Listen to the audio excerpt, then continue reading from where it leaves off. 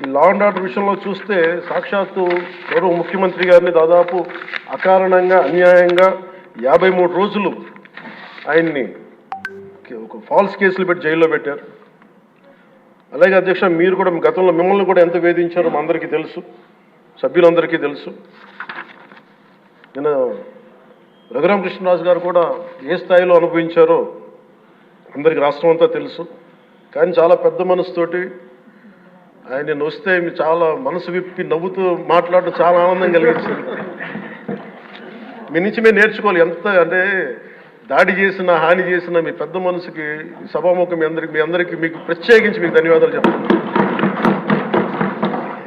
మీ అందరి నుంచి మీ నుంచి స్ఫూర్తి తీసుకుంటాం. మీ నుంచి అంటే తిట్లు తిన్నా కానీ దెబ్బ తిన్నా కానీ ఎంత సహృదయతో ఉండాలనేది మీరు చూపించారు. ఇంకొక యాంగిల్లో శ్రీ నారా చంద్రబాబు నాయుడు గారు నిన్న కూడా చెప్తా ఉన్నారు, వాళ్ళు మన మీద దాడులు చేశారు కదా అని చెప్పి ఈరోజు మనకు 164 సభ్యులు ఉన్నారని చెప్పేసి 21 మంది పార్లమెంట్ సభ్యులు ఉన్నారని చెప్పి మనం కూడా అలా చేయడం సహేతుకం కాదు. చాలా మనం యాజ్ పర్ సిస్టమే వెళ్ళాలి. నిన్న కూడా చాలామంది సభ్యులు మా మీద దాడులు జరుగుతూ ఉన్నాయి, మా మీద బెదిరిస్తున్నారు, ఈ రోజుకి ఓడిపోయి కూడా ఇంకా మన కూటమి సభ్యులందరి మీద బెదిరిస్తున్నారు అని అంటే చంద్రబాబు నాయుడు గారు ఒకటే చెప్పాను, మనం అలాంటి వాటికి నేను విరుద్ధం. మీరు అలా కనుక కాదు, సిస్టమ్ని కాదని కనుక మీరు చేస్తే మీరు నాకు దూరం అవుతారని చెప్పి చాలా స్పష్టంగా చెప్పారు. అది నాకు కూడా చెప్పారు, అది మీకు కూడా వర్తిస్తుందని చెప్పి ఖచ్చితంగా చంద్రబాబు గారు చెప్తాను ఈ దృష్టిలో ఖచ్చితంగా దాన్ని ఒళ్ళు దగ్గర పెట్టుకుని మేమందరం ఉంటాం సార్.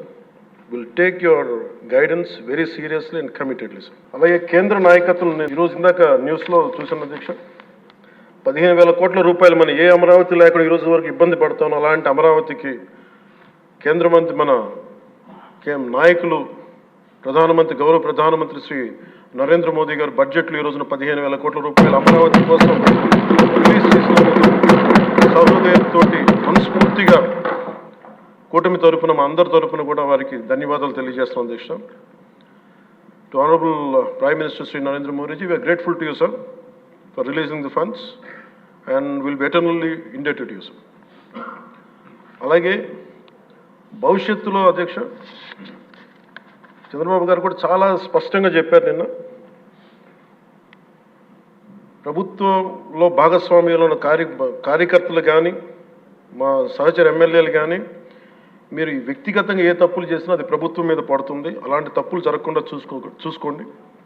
అలాంటివి జరిగితే మటుకు నేను ఎవరైనా స్థనామానం లేకుండా నాకు వాళ్ళకి సిస్టమ్ పనిచేస్తూ ఉంటుంది, అది మీరు అర్థం చేసుకోండి నేను ఏ ఉద్దేశంతో చెప్తానని చెప్పారు అధ్యక్ష. ఇలాంటి తప్పులు జరిగితే అవి వ్యక్తులు చేసిన తప్పులు పార్టీలకు కానీ ప్రభుత్వానికి కానీ చెడ్డ పేరు రాకూడదు.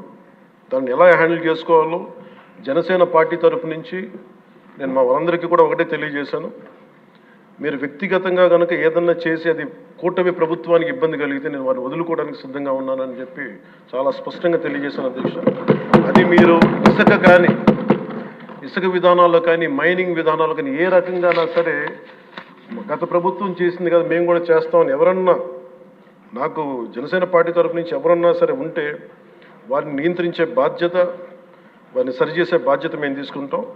అలాగే చట్టపరమైన తప్పు జరిగితే చట్టపరంగా ఎలాంటి చర్యలు తీసుకోవాలో అది మాకు కూడా అప్లై చేయండి, నాతో సహా. మేము తప్పు చేస్తే నాతో సహా ఆ చట్టాలు నాకు కూడా అప్లై చేయండి.